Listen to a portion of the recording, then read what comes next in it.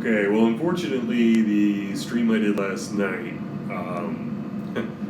well, I had some technical difficulties. It turns out my device did not want to record and display at the same time. Sorry for all the difficulties we had then, and I'm sorry for the unwatchable video that I just can't rescue. So, what we were discussing last night was how to make a levels chart. I'm going to go over that probably a little more comprehensively today in this recording to try and make up for it. So a levels chart, we're just going to use that as confluence for support and resistance. I like to keep them separate from my action charts and my other charts. That allows me to kind of go and give it a quick reference before I make a trade. Watch, we go to my watch list. These are my levels charts. And you see I have my arc charts, my action charts, and then my giant watch list. I've been thinking about getting into polka dot because I can do it with inverse. So I've decided I'm going to go ahead and do a chart on that. I might pop into live later and take some requests to do some charts there. We'll see if I can record that on this or not. And I also apologize for the background noise. I'm at work at the moment in my office. It's just noisy here. So, while I have some time, let's go over what a levels chart is. So what we're looking for is monthly, weekly, and daily levels of support and resistance. And they're fairly easy to find. See right here where you have a green candle, this is on the monthly, and the next candle's red, right? So that would be a monthly level that we're going to go ahead and mark. Grab my horizontal line, my weak magnet on to help speed things up. Tap that in, and we're going to change the color to purple, because that's, I believe our monthly arc is purple, so let's keep it all color coordinated. And we put in the text here.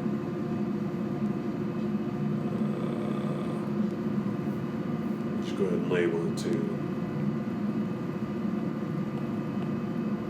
Monthly. And we'll change. Oops, we'll do that. We'll change that to purple. Wrong purple. There we go.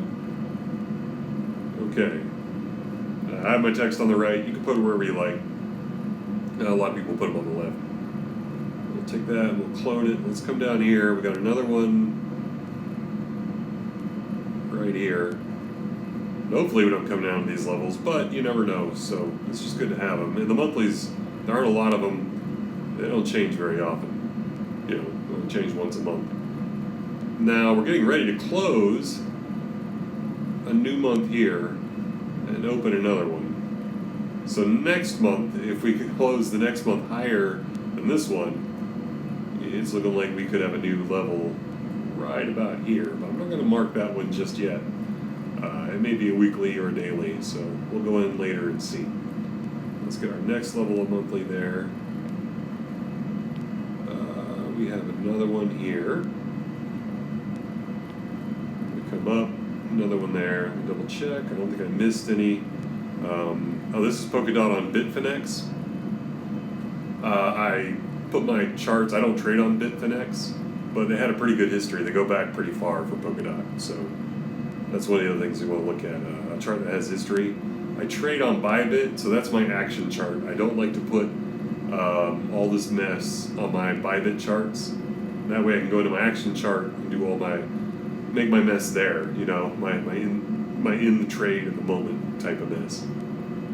You know what? I am missing one other level. Catching that right there. All right, that should be all the monthly. Let's go into the weekly. That zooms in a little. Let's pinch that a little bit. We're mostly going to focus on this area here that you can see for weekly levels. Mostly because this area, it's already been played out. So They do help apply, but just to keep things a little cleaner, we're going to focus on the nearer turn. So let me grab my horizontal lines again, and we'll start at the bottom. Change that to gray. And let's put a label on that one as well.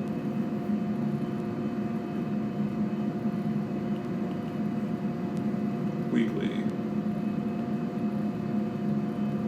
Change that to gray. Okay, that should be done. Now we can clone it. Move on to the next one. Got one there. Clone it. I'm just going to go up this edge and just grab every single one that I come across. That one actually landed right in a good spot. Clone it. That's not one. It's weird. It should be just a little off. That's alright. We'll skip it. Go up.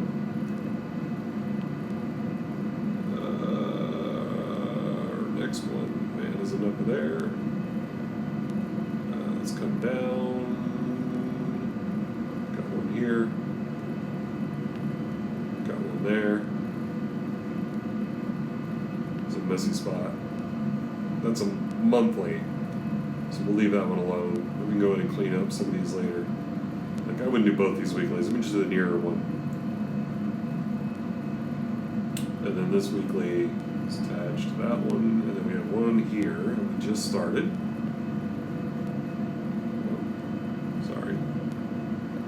Grab it again, just close it. There we go. Just started that one. So this isn't complete yet. This is kind of an estimate because we haven't closed this last candle, this last weekly. It could close down, in which case I'll remove that support line because it just didn't hold. I probably should remove it now, but we'll leave it there. Let's go into our daily chart. And again, we're going to try and stay somewhat local on our daily. Let's just do this downward trend. Grab horizontal line, daily there. Dailies are orange.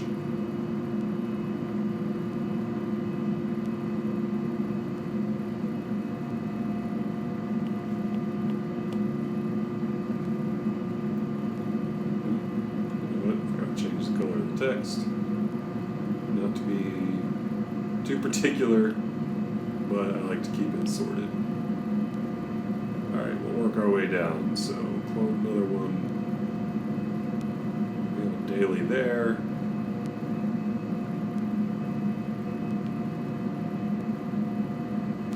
Another one there.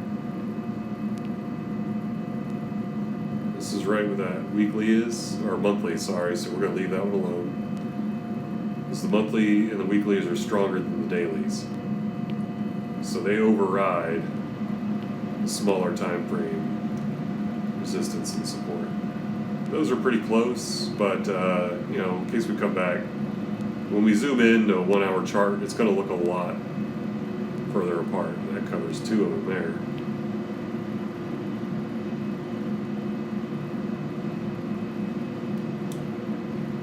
That's a lot of them. Let me do this one here. We'll worry about that guy when we get back to him. It's starting to get crowded.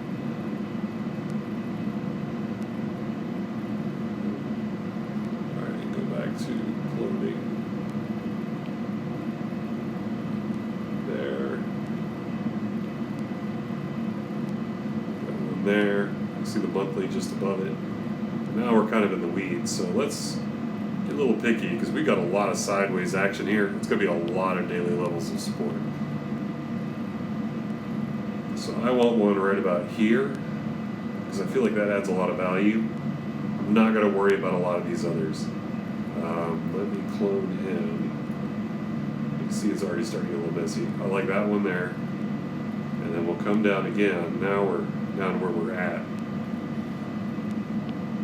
This is where we really want to pay close attention to our daily levels. That's a good one there. Yeah, and we're just above it. I think that's going to cover it. So, the only other levels we'll do pop into our 4 hour. We're not going to do 4 hour levels. Let's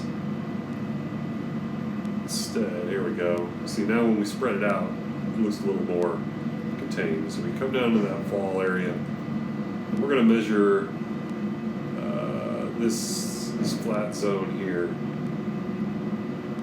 with, pull that back up, technicals, volume profile. Now, if you have the basic version of TradingView, you don't have access to the volume profiles.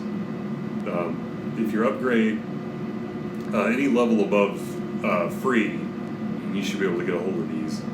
We're going to do profile, let's do fixed range, close it, and we'll go from the last candle to this candle. It's in our range here. That should give us a pretty good idea. Now, what I mark out, and actually let me go to my settings on that. I changed the row size, it's 55. Let me bring these down a little.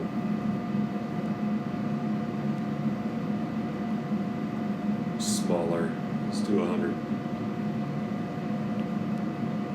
Why is it going back and forth? 100. There we go. Alright, it makes the candles a little smaller. A little more precision where you put them. So, this is our value area low. You know what? I should turn this magnet off. It's going to drive me crazy. Hold on. Disable magnet. Back to a horizontal line. So you see where the lines are getting brighter and darker? This is our value area low, right where that cutoff is. So we're getting there as precise as we can. That's close enough. I've been doing these in blue, and I'm going to go ahead and label them as well.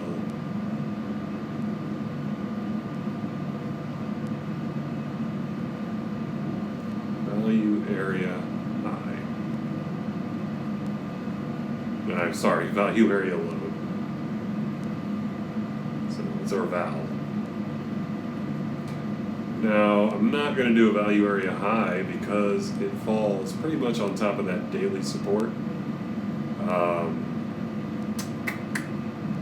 And then we have our point of control. Volume point of control. That's red. You know, this is the red line right here. That's where the most volume kicks in. So we can change that to red or pink. And VPOC, volume point of control. Okay.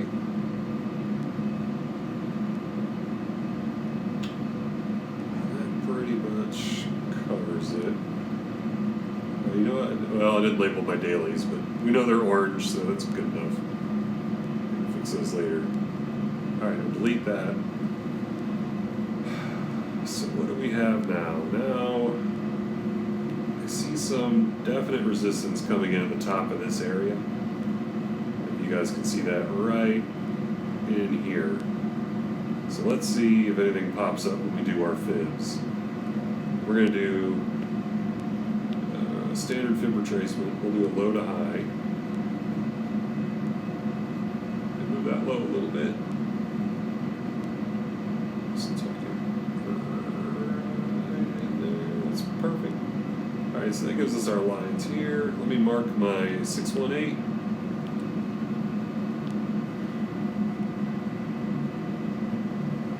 It's here. We're going to mark that in yellow. And then it's acting as a really good springboard. You see, we're channeling between that one and in a higher area. So let's go ahead and capture this with box. So these boxes are my kind of like entry and exit boxes. So you get a good amount of support or resistance, you can box them up. A lot of times, I mean, miraculously enough, I guess, they fall within the that golden pocket range of your fibs. So fibs are great. Delete that one. Let's go. Let's do a little local high to low first. Alright, that marries up with this upper band that we identified as another good turning point. So, oops, going back up. I don't know what. Alright, never mind, my back buttons don't want to work, so let me draw them again real quick. And we'll box them in too.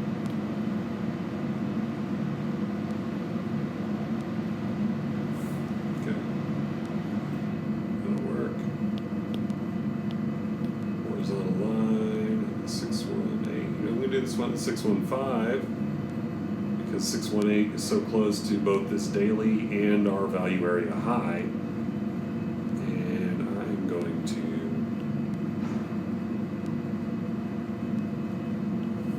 box this area in.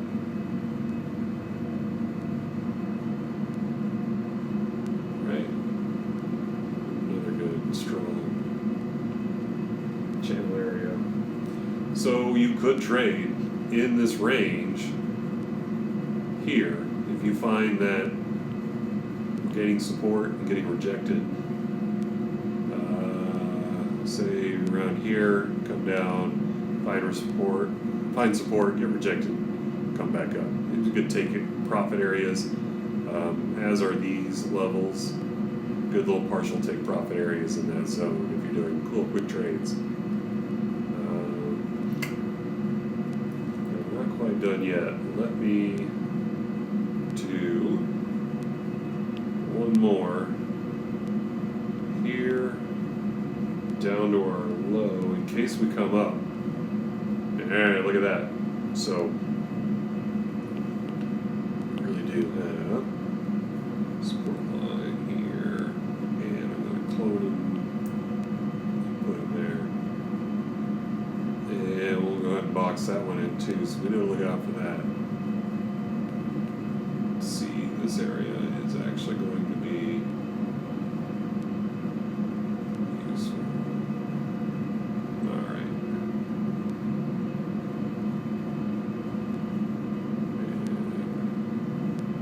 Grab that fib, get rid of that. So we need to break through that zone. Yeah. Before we can go higher. That'll come up and contend with this low here. We can break above that and break above this low. We're no longer operation assisted north. Yeah, then we're no longer kind of bound in that range. It means we're invalidating some wave counts to the bullish side. That would be good. Let's see. Let's do a trend fib on here as well.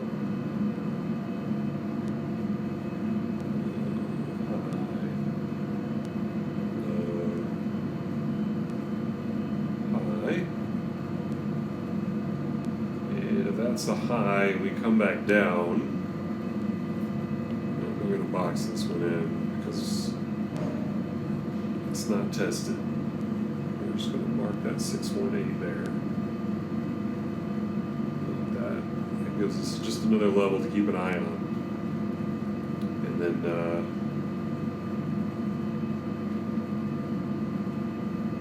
let's do another one. Just a smaller time frame. I don't really have one that fits in here well because we came below that level. So I think that's actually pretty good. We can leave it at that. One other thing I like to put in are the wicks. Get my array out. We have a wick here. We'll come back to that, and it will act. What color should I do wicks as? It's light blue. Now let's make them green. I don't have anything green yet. All right, so we'll do one wick there, and we have another one down below on the weekly. That's pretty close. You can mark that one if you want. But a good sizable wick like that, that's going to draw, look at the price going. It's going to draw a price to it because it wants to recover that wick. When you have a good sized wick, it's going to come back to it. We left some wick down here at the bottom. Let me go ahead and just mark it. We did leave some down here at the bottom to come back to as well.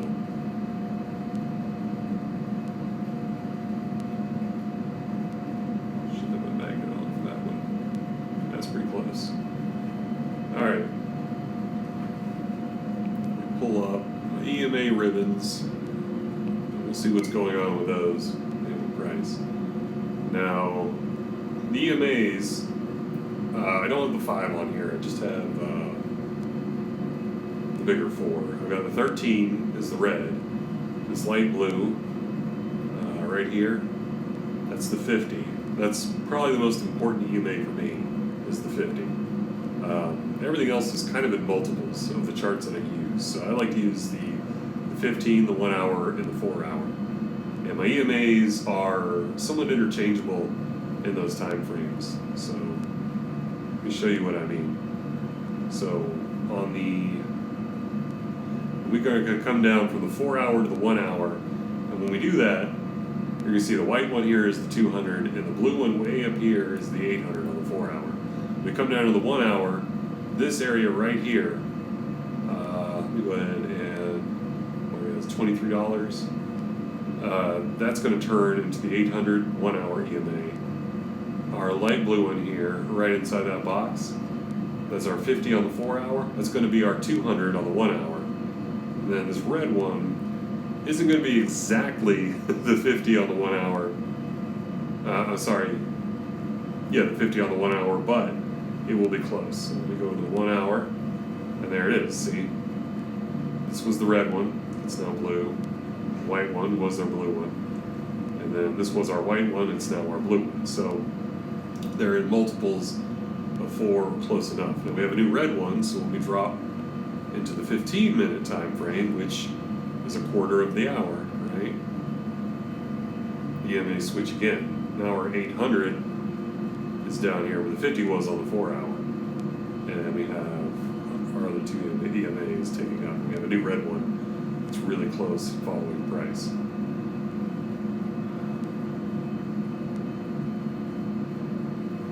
So we want to find a little bit of support and resistance in this area where we're at. We can pull up into back into the 1 hour.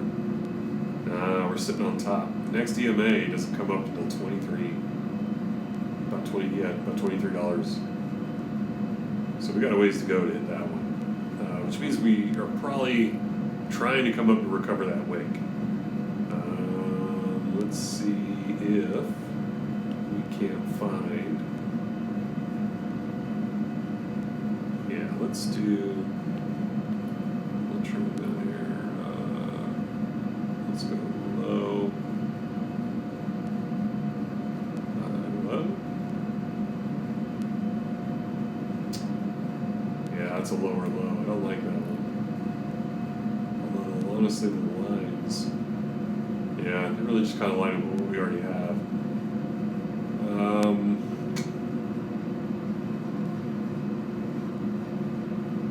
You can look at the peaks up here and put in. When we get multiple touches here, we find a lot of rejection. I'm not sure why, but that's not going to help us much. We're already past that high. We get held up here. That might be our next one, but it's going to be hard to tell. Honestly, yeah, I don't think I'd leave that one there. We could check if there are any fib levels. This is kind of our last hope. Low to highs, we're not going to get any. No. See, they're already on the levels we've marked, pretty much, except for some of these lower ones. We'd have to go and do a little more local. Let's go from high to low. Yeah. And there's that line, right? It's the 786. This is our last fib line where we get back up here to this wick. And that's going to be our next point of resistance. It's right at $20. Even numbers are almost always the point of resistance on their own. It just happens to be where a lot of people place orders. You end up with sell walls or buy walls on the way down when you get to even numbers. And I'll go through them a little bit, but a lot of times they'll get ate up. It'll turn the price over. Other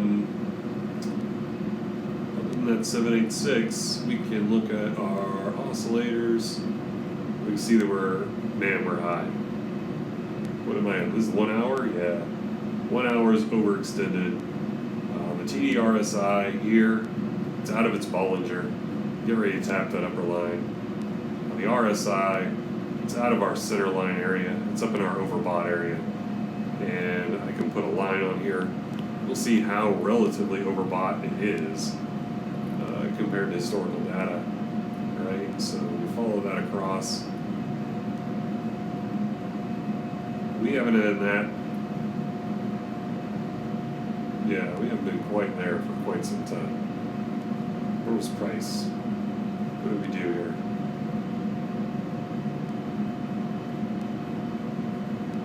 Rose up. Then roll back down. We're up here. Rose up at center peak. Roll back down. Here. Rose up. Man, there's big bearish divergence there. And roll back down. So I wouldn't be looking for a long here at all, just because I want this to cool off. The oscillators, to me, they're just way too high right now. If we track sideways here and these dip down and we found support on this band, you know, kind of a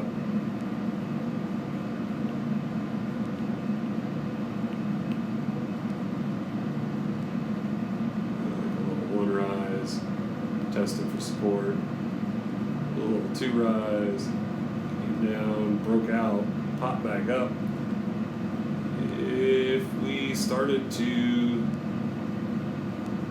find support on that, and the oscillators cooled off, maybe come back up for that wick, you know, form a little W, get a little momentum going. I'm not saying it'll take this long. This thing's been moving pretty quick. Could be very short like that. Or we could come back down, hit it, fail it, get back down to this other level. Probably hit this box again, at the very least. That'd be a good area. We start to break through, right? We start to lose that support. Grab the right one. And I'm all over the place, just at the wrong spot.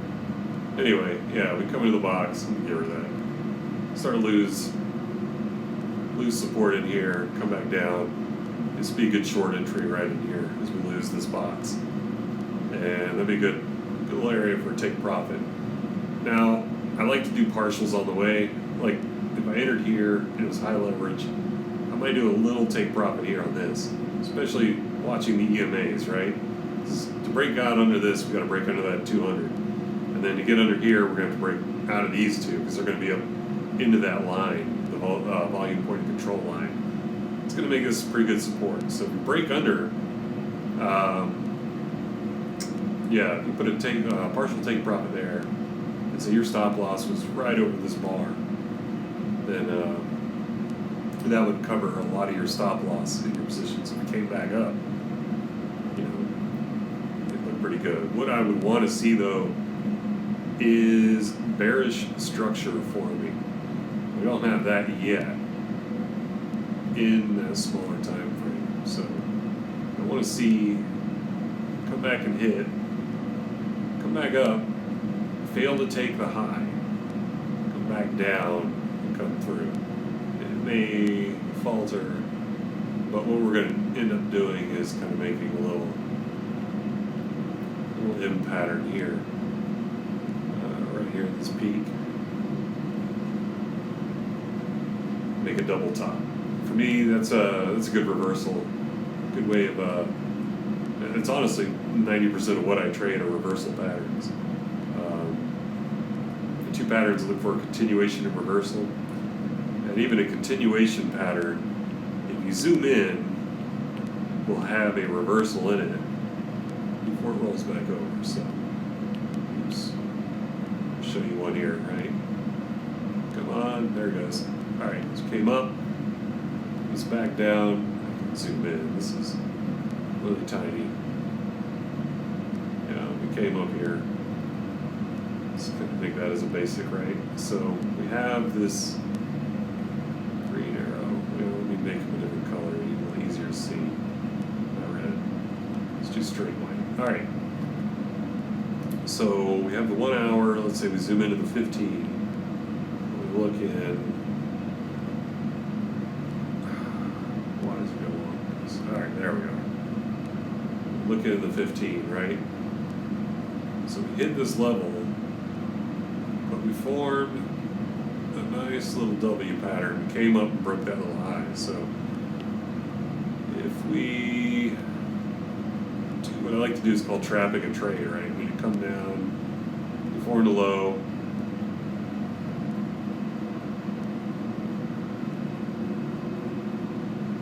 formed a high, we came down below the low.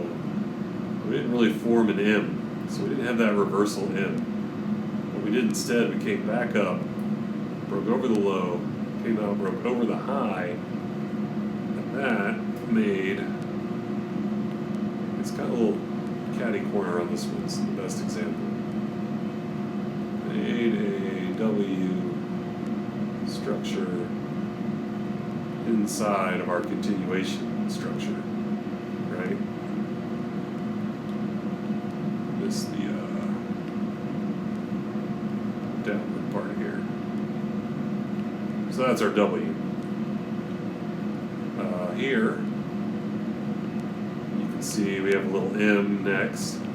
So if you were scalping out, you came up. Sorry, you came up to this high, came down to that low. All right, and then you would say, well, I have a high and a low. There's a high. There's our low. We gotta rip our arrow. I do that all the time. Came up to the high, came down to the low. We drew our lines, we trapped our trade. Came back up, didn't break the high, failed to reach it, came back under the low. We had a nice little move in here to the downside before continuing back up. It wasn't huge, but if you're scalping with a lot of leverage, we're in a small time frame chart. Like, you'd probably be looking at the 5 minute here, honestly. Oh, I hate that it disappears. There it is, right? So zoom in on the 5 minute. Looks like a much bigger move. So we're tracking this thing on the 5 minute. You can see the support here on the 50 came down, just broke under the 200. And that could have just been your take profit point. You could have seen it coming back down, right? If it fails here, fails the 800, fails our weekly point, our weekly support, which hit the 50, came back up, started to fall again, right? That's a sign of weakness. You could have entered here before it broke the low with your stop loss back above the 50 or the 800, and you'd have run it down, maybe taken a profit here. Did it tap the 200? Move this guy out of the way. No, I didn't tap the 200. So taking a profit here at the 200. Then as we broke under the 200, I'd have probably aimed for this next wick level, upper level support there, because those do act as small levels. I'd have probably aim to take the rest of it out there, or maybe another take profit there, and set my stop loss either at entry, or if you're really high in profit at that point, you can always set your stop loss just above, say, the 200, in case it came back up and tried to wick above it and fall again. But instead it came up, would have stopped me out either here or up here, and everything I made down here would have just been profit. Now, of course, it could have gone the other way on me. If I entered here, breaking under the say here, starting to break under the 50, it could have reversed back up from there. In which case, yeah, you want to stop loss tight, either the weekly or the 800. And yes, you lose a little bit off of there. But if you ride that stop loss up, hoping it'll come back down, maybe it comes back down. But would you have entered the trade here? You know, probably not. No sign of reversal. Would you have entered the trade here? No sign of reversal. You know, we didn't hit resistance that we got stopped at until we got up to here. In which case, you're riding a loss on high leverage for a long time, and you don't want to do that. I'd rather get out here and then wait for it to show a sign of re-entry here. Like we're hitting resistance. You see the oscillators up here and this line of resistance down here. These are cooked way high. Would have been a good short opportunity.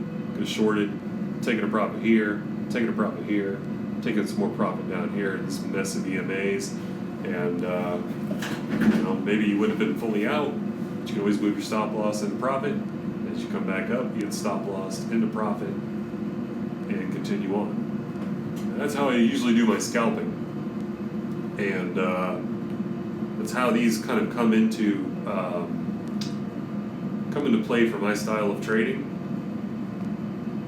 So a little history on these levels. I haven't seen a lot of people use them. Let me get rid of these Wicks because I don't want them in there anymore. But these were the first indicators I used that started to make me more profits than losses. I got into EMAs later, honestly. I had EMAs up. I had no idea how to use it. I just thought they were either general trend or waiting for them to cross. And you can use them that way. I use them as my primary sources now of support and resistance. This is now a secondary chart. For me, I like the EMAs, but using them together has been really handy. So yeah, for me, we'll go back, not the daily, let's go back to the hour. It's kind of where this works the best is the hour, or some of the other smaller time frames. Where did my price go? This chart's driving me crazy. All right. So, yeah, we have our strong support resistance biases. We're not at a price point now where these levels are helping. I'd move into a different type of chart to make my trades off of right now. But if I were coming in and say I wanted to short this, you know, for whatever reason, it looked like it was ready for a short, I'd use these levels, these next lower levels, as part of, well, maybe I should take a little profit here because it could bounce off of this. You know, maybe I should take a little profit on one of these lines. Maybe not the value point of control. Maybe down here at the weekly or the value area low. You know, might even have a good enough size position, be adamant enough in my trade that it's going down that I would so the next take profit here and then leave the rest down towards the bottom of that wick. Maybe send a rider out. When I say send out a rider, for me that's the last 10 to 25% of a trade. I don't like to close out on a completely close out on a hopeful note. I'll let a little bit go past my targets just in case. And honestly, I don't know if I recommend it because I've probably lost more on the table, not really losing money, but left more on the table leaving that last rider than I have made that last target. But, you know, it keeps trading fun for me, and, you know, it's important to have fun while you're doing it. Get out of that always afraid mindset, you know, it gets the gambling out of my system, does it in the safest way possible, and, yeah. So, I'm going to close this video up. I think that covers pretty much our levels. Again, like I said, I didn't put the value area high in there because it almost landed right on top of this daily. Normally, I'll go ahead and put it in just because we're making a complete chart. It was right up there. And that's our value area low. Value area high would be a value area high. That's it. Just a slightly different abbreviation. All right. Well, if you have any questions, DM me. I'm going to try to get this one wrapped up and posted, and I'll go into live soon. Probably not right now. Coming up, I think Roy's got a live session coming up right now. So, if you guys see me ever just hanging out in the live stream chat by myself, that's an open invitation to come into live and just hit me up with any questions. Again, sorry about the live recording kaput. We'll do this again. I'll make some more levels charts. If you want to request that we go over one together, just get an altcoin or something I haven't posted a levels chart on yet, and let me know, and we'll go through it together. And yeah, that's it. I'm done rambling on. We go ahead and end this video. We'll talk to you all later.